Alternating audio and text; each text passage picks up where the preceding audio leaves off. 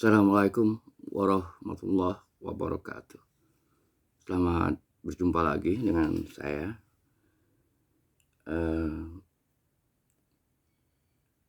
Kali ini kita akan bicara soal proses pengelolaan atau proses perencanaan terhadap berita. Jadi berita itu sebagai sebuah karya jurnalistik,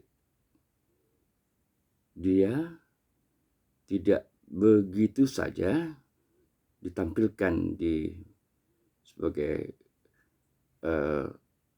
sesuatu yang harus diproduksi oleh media. Jadi berita itu tidak begitu saja ditampilkan ke publik, tapi ada proses-proses tahapan untuk mempersiapkan itu, untuk bagaimana sebuah informasi itu sampai ke publik. Jadi ada proses tahapan-tahapan yang harus dilakukan terlebih dahulu dalam tatanan produksi berita. Proses itu mungkin bisa juga bahasa kerennya mungkin supaya agak terlihat keren bisa juga disebut sebagai manajemen berita. Jadi ada proses pengelolaan terhadap berita. Berita itu tidak semua berita itu kemarin sudah saya sampaikan, tidak semua informasi berita itu layak disampaikan ke publik. Media itu juga selalu mempertimbangkan akan menampilkan atau memberikan informasi kepada publik itu adalah berita-berita yang memang disukai oleh publik pembacanya. Berita-berita seperti apa yang disukai oleh publik pembaca? Selama ini kalangan pekerja media, terutama di media cetak, itu selalu berpatokan pada 5 hal yang cenderung banyak disukai oleh publik. Saya sebut cenderung banyak disukai oleh publik. 5 hal berita yang cenderung banyak disukai oleh publik itu adalah: pertama, berita-berita yang berkaitan dengan love atau cinta. Kemudian yang kedua itu berita-berita yang berkaitan dengan skandal apapun, ya. Kemudian berita-berita yang berkaitan dengan law, hukum. Kemudian berita-berita yang berkaitan dengan kriminal, ya. Jadi sudah ada 4, ya. Ada love, skandal, kemudian law, hukum, kemudian kriminal. Kemudian yang kelima itu yaitu berita-berita yang berkaitan dengan persoalan seks. Itu. Jadi ada 5 hal itu yang kalangan media paham selama ini, bahwa 5 hal itu selalu disukai oleh publik pembaca. Cerita-cerita tentang cinta atau love itu selalu menarik bagi siapapun.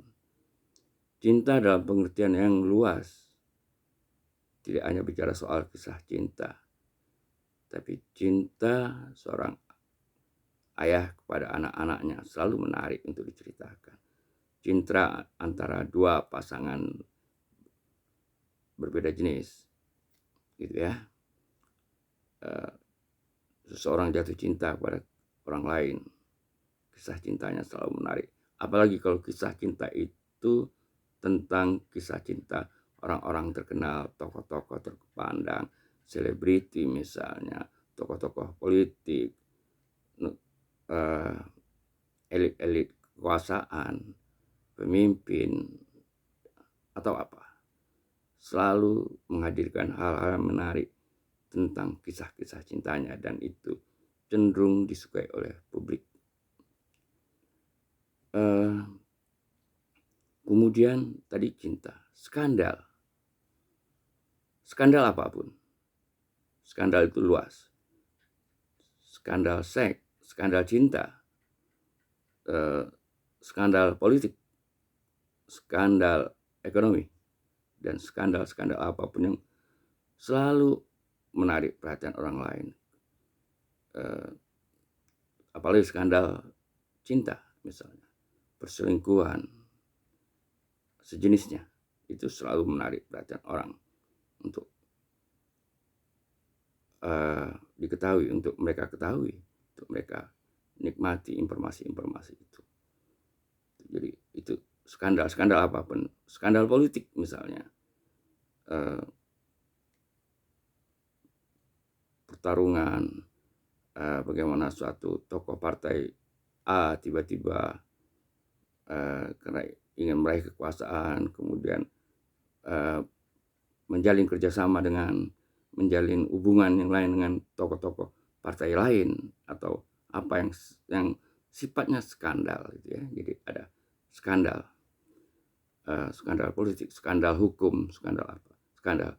Kayak kita bicara law, bicara soal hukum itu selalu menarik. Maka hal-hal yang berkaitan dengan hukum, apalagi hal-hal hukum yang berhubungan dengan kepentingan masyarakat luas, kepentingan orang banyak, itu selalu menarik perhatian kita. Itu hukum, pembicaraan tentang hukum apapun selalu kita ingin tahu, gitu ya. Apalagi misalnya Undang-Undang Dasar di amandemen lagi, nah itu kan persoalan hukum, itu kan selalu menarik kita sebagai rakyat Indonesia. Kemudian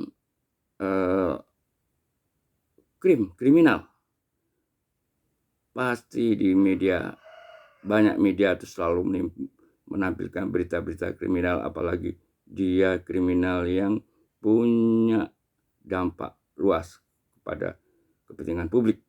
Kasus-kasus korupsi itu selalu menarik perhatian kita.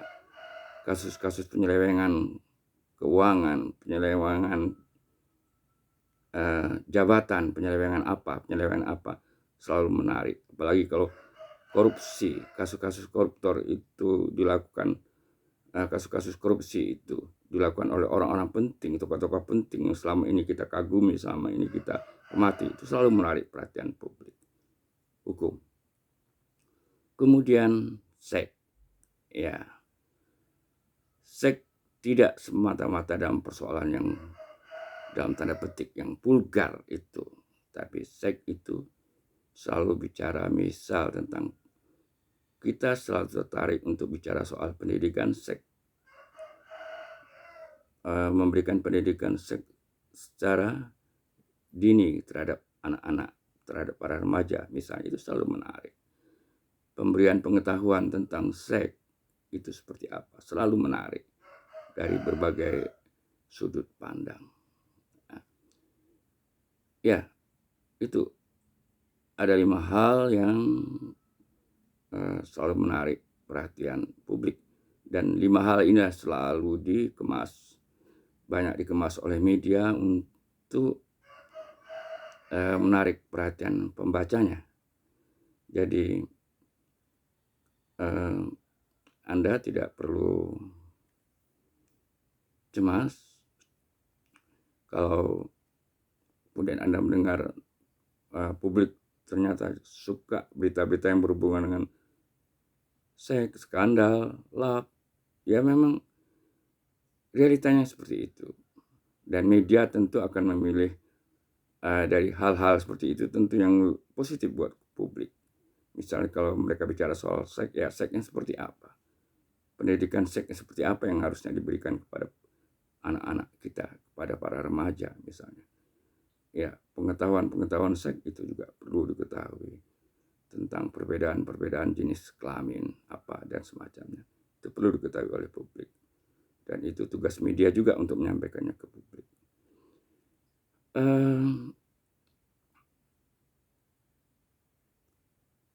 Ya, itu 5 hal yang menarik yang akan selalu menjadi pilihan.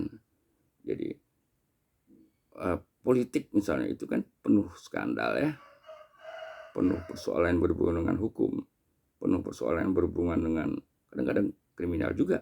Gitu. Nah, dia jadi menarik gitu. Misalnya menjadi menarik juga. Jadi jangan terlalu cemas, saya katakan lagi. Kalau Anda menemukan misalnya ada surat kabar yang isinya hanya setiap halamannya, hampir semua halaman bicara soal kriminal, soal berita-berita kejahatan. Ya, memang fakta dan realitanya banyak publik suka seperti itu. Berita-berita yang berhubungan dengan kejahatan. Ya, itu selalu dikelola, hal-hal yang menarik pada publik itu selalu dikelola oleh media. Dikemas, dirancang, disiapkan, ditata, kemudian disampaikan ke publik, diinformasikan ke publik. Jadi sekali lagi, apapun bentuk informasinya yang disampaikan ke publik itu terlebih dahulu dilakukan melalui proses tahapan-tahapan. Jadi ada proses, sekali lagi ada proses perencanaan, proses persiapannya, kemudian proses pencariannya atau peliputannya, kemudian ada proses penulisannya, ada proses produksinya, dan kemudian ada proses penyampaiannya ke publik. Itu dulu secara sederhana, secara singkat saya bicara soal proses pengelolaan dan perencanaan, atau sebutlah ini proses manajemen berita. Jadi berita itu selalu disiapkan.